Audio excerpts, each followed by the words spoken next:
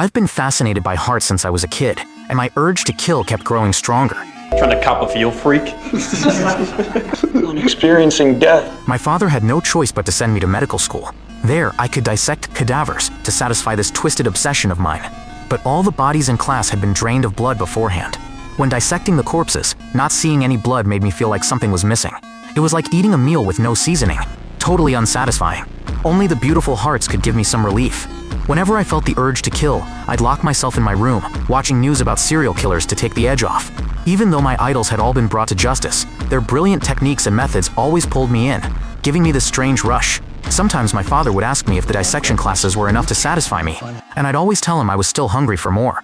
So my father pushed me to join more social activities to keep my mind occupied, instead of always isolating myself in my room. The next day, my father took me hunting in the mountains. This was also meant to help redirect my killer instincts.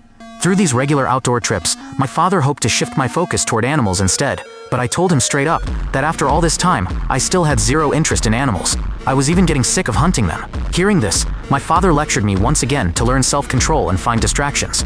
It can't be undone. I almost did. What? Kill someone.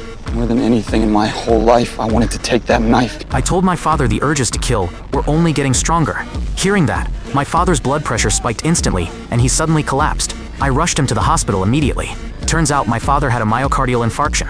Any mental stress could make it worse, and his biggest stress was knowing I'd eventually kill someone. Fortunately, the doctor said with proper diet and stress management, he could be discharged after a few days of observation if all went well. But weirdly, this nurse kept giving my father injections over the past few days. Not only was he not getting better, his condition was deteriorating day by day. Then one day, I noticed the patient in the next room had died from treatment complications. When the nurse consoled the family, she should have shown sympathy and grief, but instead, she had this satisfied smirk on her face. Having binged so much serial killer content, I was highly attuned to these things. My gut told me she might be one of my kind, so that day, when the nurse stepped out, I snuck into her office. Inside a file folder, I found newspaper clippings of dead people, including the patient next door who just died. Turns out she was a collector too. I grabbed the injection vials used on my father to get them analyzed. Since I didn't have the equipment, I went to my professor's lab. After testing, it turned out the nurse had been injecting my father with potassium nitrate. In small doses, this stuff is harmless, but if given repeatedly over several days, it's lethal. And even after death, forensic examiners would hardly detect it. The next time the nurse came to inject my father, I stopped her cold. Harry doesn't want the shot. Hearing that, the nurse looked completely shocked. For the first time ever, someone had blocked her from administering an injection. She knew she'd been caught, so she slunk away defeated. I told my father everything that had happened. Surprisingly, my father had a change of heart. He told me to stop the nurse from harming more patients.